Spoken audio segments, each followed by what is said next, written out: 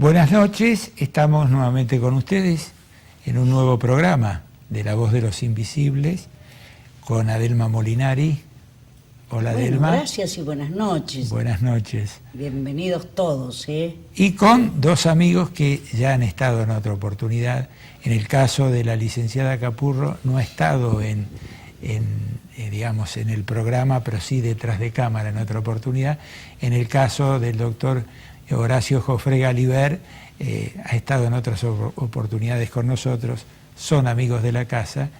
Y bueno, reitero la presentación. El doctor Horacio Jofrega Aliber es presidente de APADEA, la Asociación de Padres de Niños Autistas. Me corriges si me... Asociación Argentina de Padres de Autistas. De personas autistas, sí. Perfecto. Y la licenciada Verónica Capurro, que está a cargo de Relaciones Institucionales de esta institución. Bueno. Yo les doy la bienvenida. Gracias. Y le agradezco a Horacio.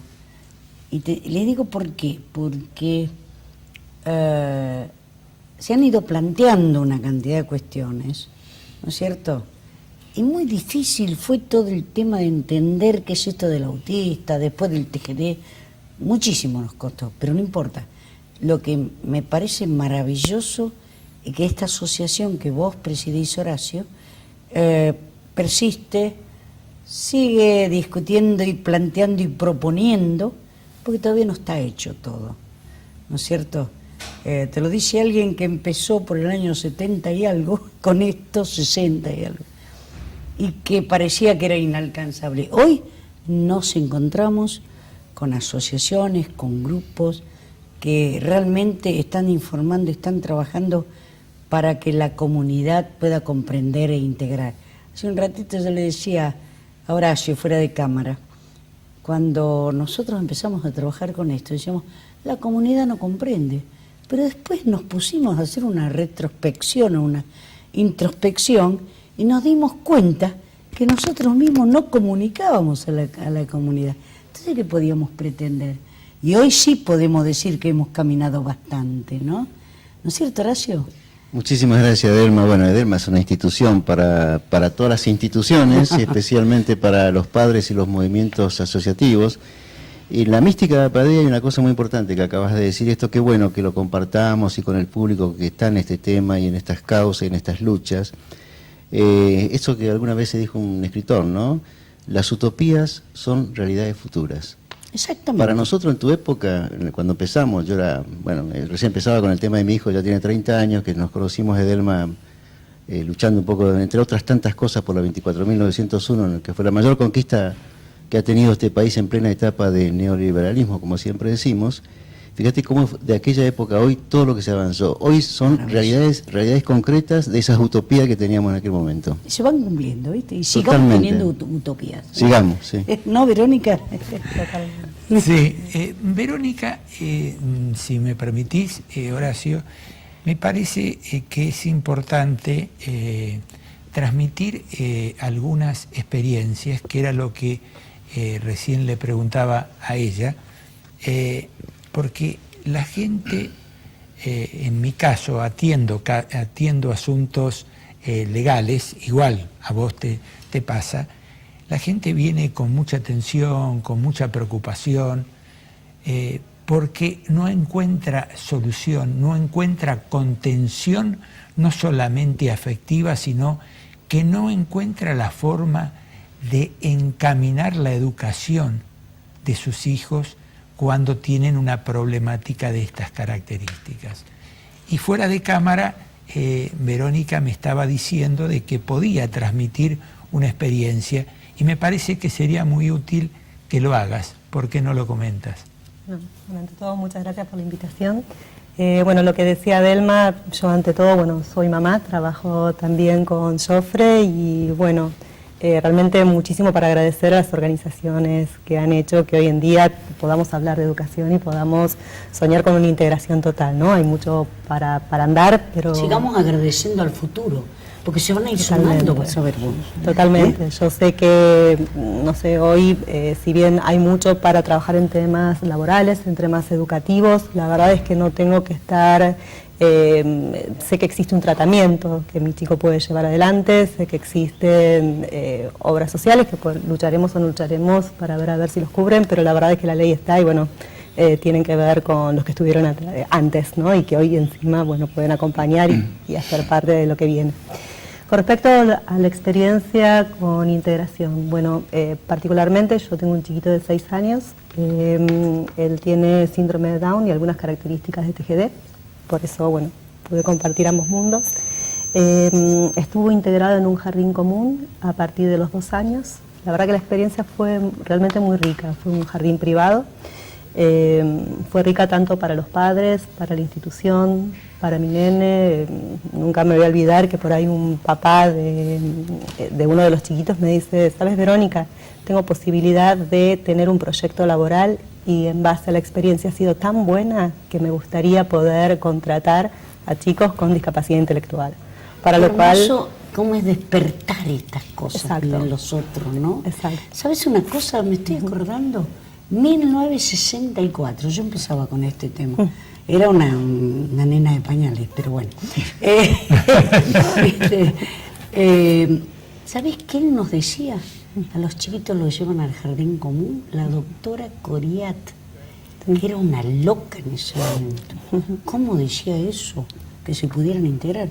Y ella nos daba las indicaciones y nos explicaba, decía, ojo con esto, observen esto, miren esto, y te digo, y hoy es realidad.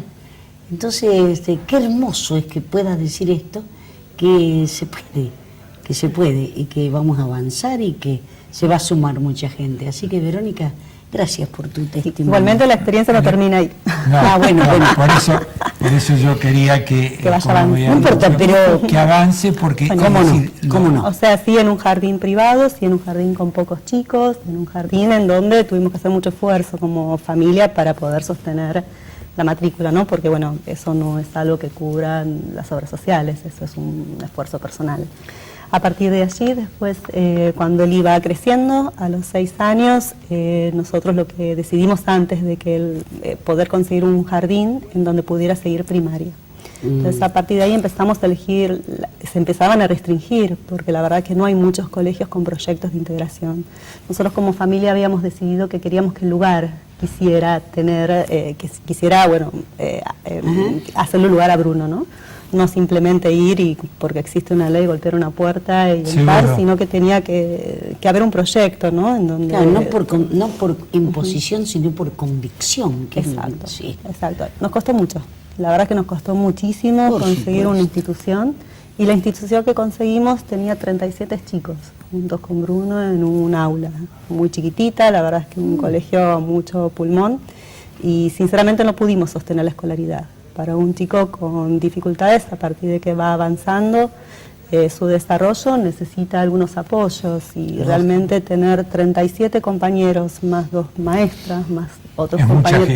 Es mucha gente. Entonces, y ese era el jardín que nosotros como familia podíamos apoyar económicamente, o sea, no teníamos otra opción. Así que bueno, ahí terminó el proyecto de integración. No obstante, intentamos en el Estado. También dijimos, bueno, ¿por qué no en el Estado, no? En el Estado hay una nueva ley, para los chicos con TGD pueden estar integrados con maestra integradora, acompañante. Así que bueno, allí fuimos, los chicos eran 16, 20 en el aula, la verdad es que el número era muy interesante, la maestra era excelente, pero no fue tan sencillo. La verdad es que la institución no estaba preparada como institución para recibirlo. Entonces, bueno, ahí terminó la experiencia en ese momento, y hoy Bruno está en una escuela especial. Siento que hay mucho para trabajar. Se comunica más, tiene pares y tiene un grupo de... Algo le ha servido aquello, ¿no? Sirve mucho para todos. Yo sigo sintiendo y tengo la bandera, o sea, hoy en día la integración por ahí pasa por otros lados, por proyectos deportivos. No dejo de pensar que la educación tiene que tener más espacios, pero siento que el trabajo tiene que ser con los docentes, con las instituciones, que totalmente no es solamente totalmente que tiene que estar preparado, ellos tienen que pedir. Es mucho realmente es mucho el aporte. Pero de nada sirve, qué sé yo, los hijos son los más preciados que uno tiene, ¿no? Entonces nosotros queremos que el terreno esté bien preparadito para que quieran recibirlo. No nos interesa que ocupe un lugar y que no haya un proyecto que los acompañe. Y la verdad es que hay que vencer bastante resistencias hoy en ese sentido. Bueno, entramos de alguna manera en un tema que ustedes les ha preocupado y que han trabajado para la realización de un congreso,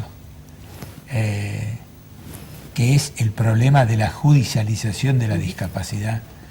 Es decir, no solamente en el caso de los chicos autistas, las personas autistas o las personas con TGD, sino para todas las personas discapacitadas.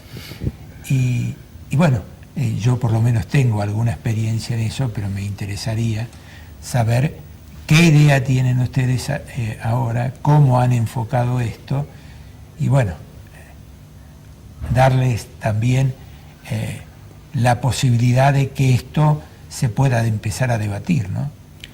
Bueno, muchas gracias por introducirnos en este tema, que no es que vamos a usar el programa para publicitar esto de Delma, pero necesitamos No, es que se han informar, decidido, sí. perdón, yo creo que esto también, la idea nuestra de que ustedes vengan al programa y también te abrí un poco con la pregunta, es como abrir el juego, es porque yo creo que hay que atreverse desde las instituciones. Hay que atreverse. Es lo que ha pasado con los movimientos asociativos. En Argentina falta poquito ya, pero en los países de Europa Central, por ejemplo en Estados Unidos y en otros países, las instituciones, los movimientos asociativos, las asociaciones, las federaciones básicamente de segundo grado, nos decían, yo esto lo escuchaba haciendo cursos en España, por ejemplo en Inglaterra, que se sientan de igual a igual con los funcionarios del gobierno y con los órganos del gobierno, y deciden de común acuerdo políticas para este tipo de cosas.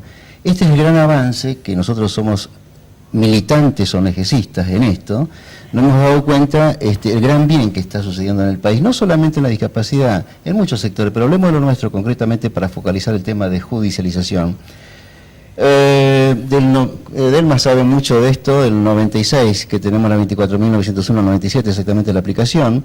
Al día de hoy han pasado, bueno, más de una decena de años, y en realidad aquella vez sabíamos nosotros que obtenida esta ley, que todo lo que el médico tratante diga, también se habló que podría colapsar el sistema por la cantidad de, si toda la discapacidad, el alto porcentaje, que cada vez pareciera que en las prevalencias, estadísticas e incidencias poblacionales somos cada vez más, ya se habla casi de un 14% en algunos sondeos, con lo cual somos la primera minoría, somos mucho, es mucha cantidad de gente discapacitada, y esto es primer llamada de atención para las políticas de Estado, para los gobernantes. Pues yo siempre pongo de ejemplo a Obama, aunque no tenga nada que ver con ninguna afección, ninguna adscripción, pero bueno, creo que nosotros desde el punto de vista del autismo básicamente, en nuestra prevalencia, él se dio cuenta que si iba a ser presidente, le estaban naciendo cada 120 nacimientos justamente una persona con trastorno generalizado de desarrollo, llámese en cualquier subtipo de los trastornos, para ya sea autismo en la más poderosa, y él tuvo en cuenta estas cosas. Bueno, ese es un ejemplo, que estamos hablando del país más poderoso de la Tierra, no sé, se dice que es así, bien vale la pena esto aplicarlo, digamos, y nos sirvió muchísimo para tomar conciencia. Por eso el Día Mundial del Autismo es el 2 de abril, para justamente concientizar a todos los gobiernos de la Tierra lo que está pasando. Básicamente lo que más conocemos es nuestra patología, que es el autismo, los trastornos generalizados de desarrollo. Sin perjuicio de esto, cada vez más, por lo menos se van detectando con los movimientos asociativos y con esto que decimos de la militancia asociativa en las ONGs de discapacidad, se está avanzando muchísimo en detectar, digamos, en hacer un gran bien, son búsqueda de soluciones concretas. Los movimientos asociativos han logrado soluciones a la discapacidad. Cuando se aprueba, Edelma lo conoce muy bien, a todos estos episodios, todas estas trasnoches que hemos pasado en aquellos años 90, al día de hoy, bueno, también éramos conscientes que después de eso se iba a judicializar, porque si toda la discapacidad, todo el sector, todo el colectivo, como se dice ahora, ejerciesen las medidas cautelares y nada más que amparo, y si sumamos también las medidas autosatisfactivas dentro de la técnica judicial, digamos, esto iba a ser una masa muy importante.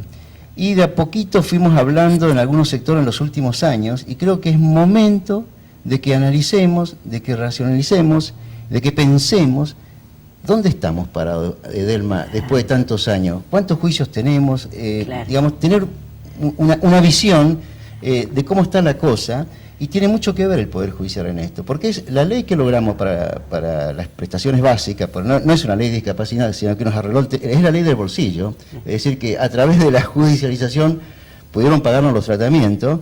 Bueno, hoy estamos viendo en la posibilidad de tener estadística. Doctor Girardengui, nosotros estamos muy agradecidos con vos, Aníbal. Aníbal va a ser uno de nuestros expositores, donde tratamos de invitar al doctor Lorenzetti, que quedó en contestarnos la posible presencia, es decir, la Corte Suprema como poder de la nación, a ver qué conciencia o qué notas tomó sobre esto, qué es lo que nos puede decir sobre esto. El Poder Judicial en sí, es decir, los jueces, entre ellos va a estar coordinando justamente Aníbal Girardengui la mesa de los jueces, los consejos de las magistraturas. También estamos solicitando que los jueces, tanto para elegir jueces o los ya nombrados, puedan conocer la Convención Internacional, básicamente como el instrumento principal y que resume la absorción total de la discapacidad como norma supralegal en la Argentina, dentro del orden constitucional de la pirámide jurídica. O sea, son todos temas con connotaciones a la judicialización. Por último, o de algún modo, digamos, los órganos que atienden la discapacidad en el país. Esto es más o menos lo central en el plenario, día 27 de septiembre, después va a haber, son 2 jornadas, de mediodía, de 14 a 20 horas, 27 y 28 de septiembre del presente año 2012, y después van a haber mesas simultáneas, mesas de talleres, discusiones, etc. Y aprovechamos, y muchas gracias por esta posibilidad, que nos están faltando estadísticas. Hoy justamente hay un diputado de la Nación, hay un senador de la Nación interesado en esto, podemos nombrarlo perfectamente, uno es el diputado de Narváez, se animó, digamos, a dar una mano, pedir los oficios, pedir los informes que necesitamos. Hay otra gente que está colaborando con nosotros, los propios consejos de la magistratura. Nos está costando conseguir estadística. No sabemos realmente, salvo que alguien lo sabe, que le agradeceríamos muchísimo que nos acerquen. Sabemos que algunos sectores más profesionales, académicos, por ahí están manejando algunas estadísticas. Nosotros como organizadores, como simple ONG, humilde ONG, que estamos tratando de organizar esto, que nos está quedando muy grande, entre paréntesis, le agradeceríamos esa información. Y creemos que es muy importante porque ahí podríamos hacer un correlato un poco entre esta última década al menos, entre lo logrado legalmente, por un lado, la cantidad de judicialización o de expediente que existe en la Argentina, aunque más no sea de Capital Federal, ¿sí? Tener una proyección a nivel país, cómo está funcionando esto y cuánto se ha movido el Poder Judicial y también qué soluciones se han logrado para esto y cuánto es el costo que tiene todo esto. Entre otros datos, hay otros datos, pero creemos que estos son los datos centrales que debiéramos lograr. Yo creo que es importante esto, fuera de cámara le comentaba, y antes cuando me plantearon ustedes y me propusieron, y les agradezco que me hayan invitado a participar en esta empresa, y por eso les decía que yo creo que ustedes se han animado a hacer esto, porque yo creo que hay que instalar esta problemática. Y yo te decía que creo que hay 2 aspectos esto. Por un lado, hablar de la judicialización desde la perspectiva de la nueva concepción con la ley de salud mental, la nueva concepción que va a costar instalar en el Poder Judicial, de que cualquier persona con una enfermedad mental, no cualquier discapacitado, no es un incapaz jurídico. Esto yo creo que es una de las cosas centrales. Es central. Esta es una de las cosas centrales. Hay muchos juristas que hablan de la invalidez y de la insania. Y yo me acuerdo que una vez discutí con un juez. No le pones insania porque este muchacho está estudiando. Si le pones insania lo matás civilmente. Bueno, es decir, vas a ser responsable. Esto está recién comenzando. Hay un tránsito, hay un camino que va a haber que llevar, que va a haber que desarrollar, se va a tener que ir adecuando. La legislación ya está reglamentada la ley. Esto se tienen que armar los equipos interdisciplinarios que la propia ley prevé, pero está la otra cara de la moneda, de esto que llamamos judicialización de la discapacidad.